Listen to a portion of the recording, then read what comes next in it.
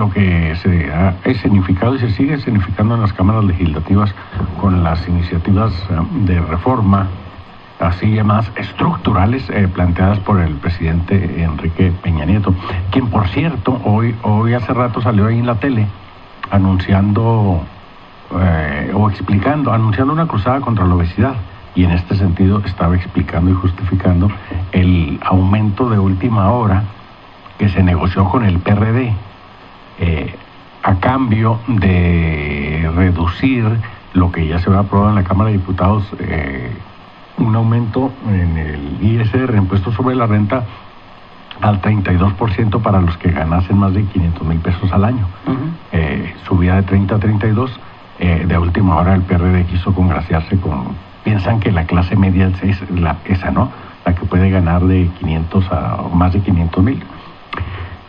Habrá que ver cuál es esa clase media, pero lo negociaron y entonces se redujo esa tasa, o más bien el monto gravable será a partir de para las personas que ganen más de 750,000 pesos, sube 32% el ISR, y a cambio aumentaron el impuesto a la comida chatarra de 5% que se ha autorizado en la Cámara de Diputados a 8%.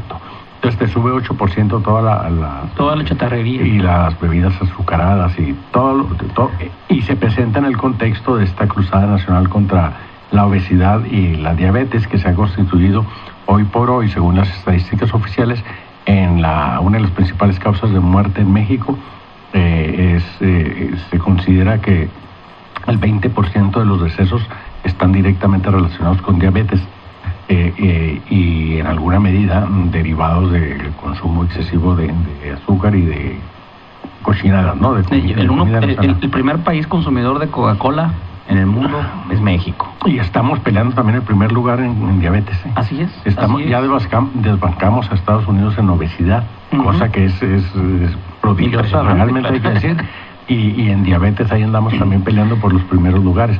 Entonces, en este sentido, se hizo una negocia de última hora que tuvo que encabezar personalmente en corto el secretario de Hacienda, Luis de Garay, con los dirigentes del PRD en el Senado, en alguna medida también para contrarrestar este abandono del PAN en las sesiones del Pleno en que se discutía la miscelánea fiscal, que finalmente eso es lo que es, ¿no?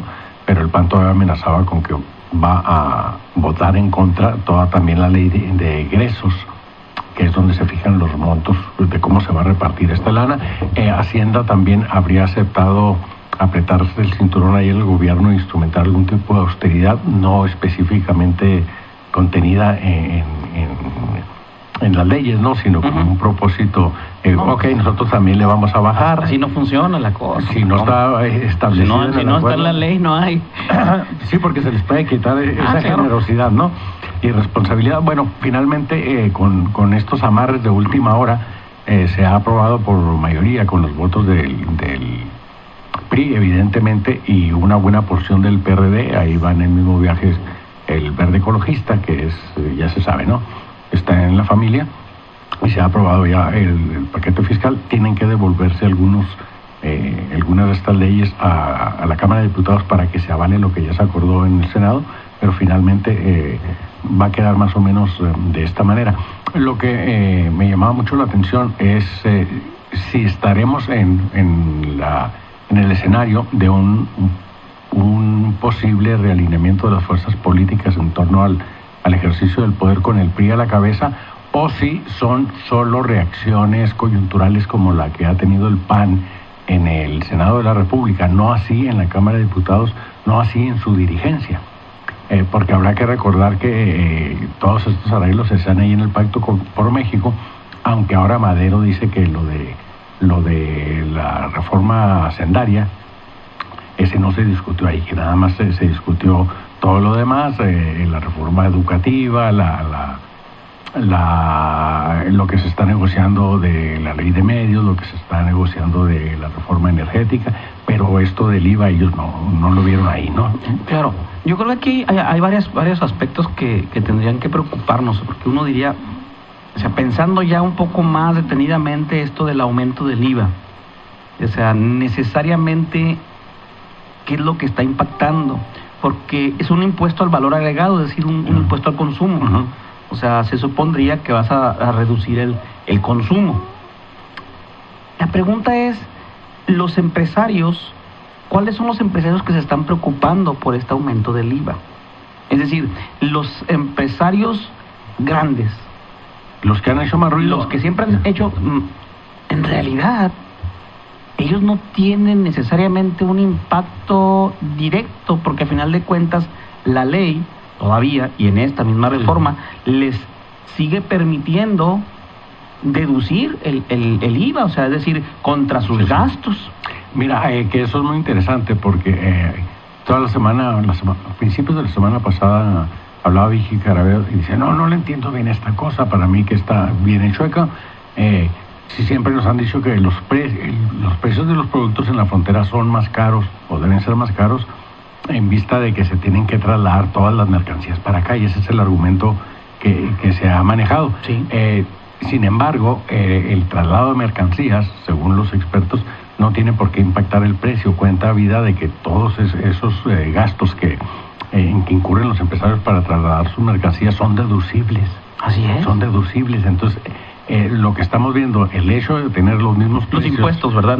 Sí, son deducibles de impuestos. Así es decir, pues tú deduces como empresario pues toda la gasolina, el pago de los choferes para traslado de mercancías, no repercute para establecer el precio. Y los precios, por lo menos tratándose en cadenas comerciales, en los grandes corporativos, son más o menos los mismos a nivel nacional.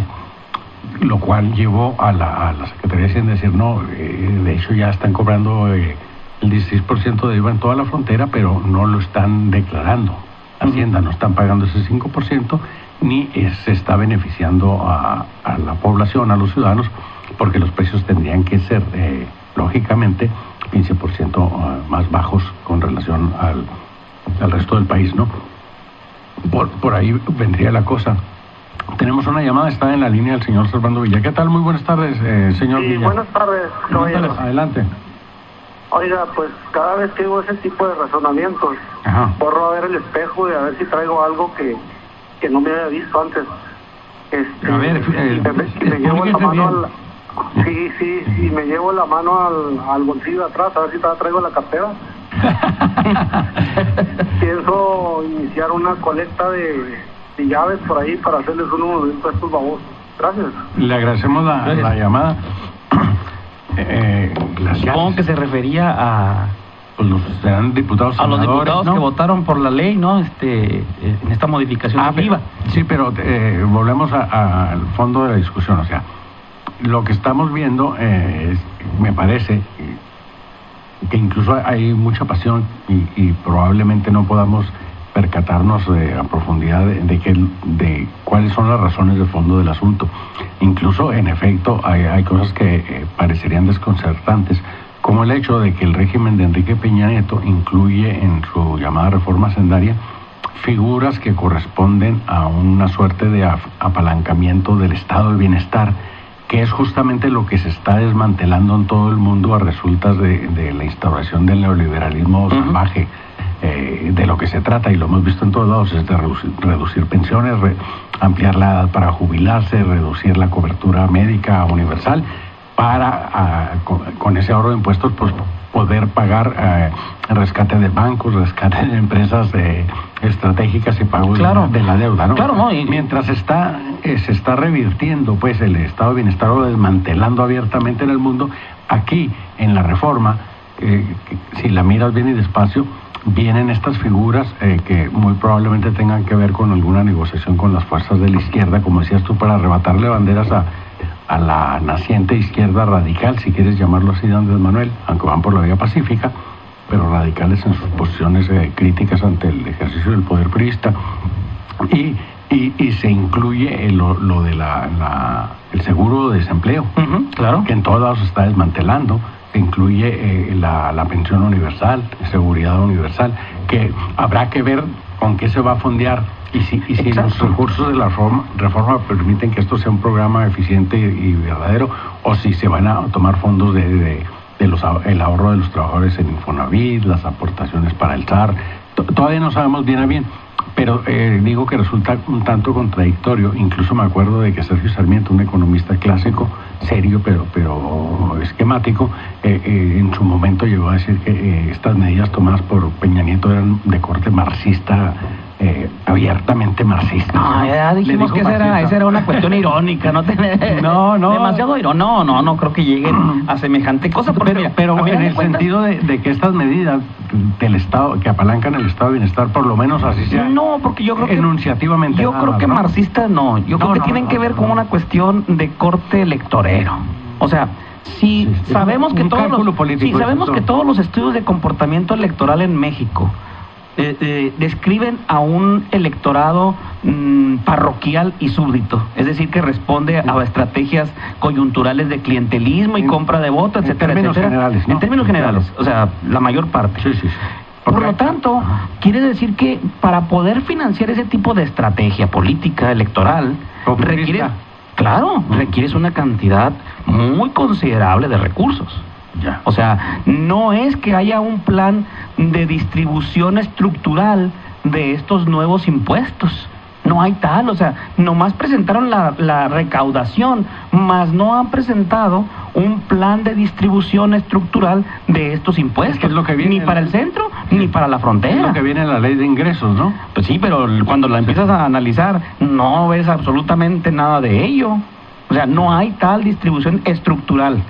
O sea, es decir, coyuntural, sí, pero la coyuntura se acaba de un sexenio, de un año a otro. Ahora, hay un capítulo ahí que ha pasado medio desapercibido, que es que en las discusiones y aprobaciones que ha hecho el Congreso de la Unión en conjunto, con sus debidos matices, Cámara de Diputados y Cámara de Senadores, se ha aprobado el déficit por el orden del 4%, va a venir quedando 4.5 según los expertos, y estaríamos hablando de que el Congreso de la Unión, con el voto del PRI, del Verde Ecologista, de la mayor parte del PRD y alguna parte en la Cámara de Diputados del PAN, en realidad lo que hizo es aprobar un endeudamiento superior a los 646,000 millones de pesos.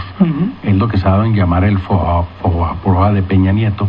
Habrá que recordar que a finales de los 90 se aprobó el rescate bancario y nos endeudamos por 880,000 millones de pesos todos los mexicanos, una negociación con el gobierno de Cedillo que fue conducida desde el PAN por Felipe Calderón. Entonces estaba el coordinador de la bancada en la Cámara de Diputados y por Diego Fernández de Ceballos. Ese FOBAPROA histórico que todavía estamos pagando y habremos de seguir pagando en 3 o 4 generaciones de mexicanos que nos sucederán, es similar, digamos un 75-80% a lo que se acaba de aprobar este año sin que se haya discutido absolutamente esto. Claro, ¿no? Y todavía tenemos varias cuestiones pendientes. O sea, por ejemplo, ¿cuáles son las empresas o empresarios que fueron beneficiados con este beneficio fiscal que se otorgó? Que no, el SAT no ha querido, a pesar de que ya le han mencionado varios fallos que tienen que hacerlo, no han querido mencionar los nombres, ¿no? Incluso la jornada publicó una investigación que retomamos en hilodirecto.com.mx. Se condonaron a los grandes medios corporativos 74,000 millones de pesos en los últimos 6 años. 74,000, y los principales beneficiarios son curiosamente Televisa, TV Azteca, Walmart y otras compañías de ese corte, pero señaladamente Televisa y TV Azteca. No, pues ahí va diciendo, ¿no?, el asunto. Y mientras tanto dice, pues cóbreles el 16% de IVA en la frontera y a estos señores se les perdonan sus impuestos, ¿no? Exacto. Pero el propio gobierno, el propio SAT se ha negado a revelar el monto total de los beneficiarios de estas condonaciones. Y por lo menos Televisa, TV Azteca y Walmart están presentando amparo tras amparo para evitar que se divulgue esto, ¿no? Exactamente. Es decir, lo que vemos es una gran negociación en los poderes institucionales y fácticos, en las altas instancias partidistas, en la que de momento el PAN es el más reacio, o una parte del PAN, la que controla el Senado de la República, el PAN de Calderón, por decirlo así, o de Cordero, si te gusta más, está sacándose de estas negociaciones.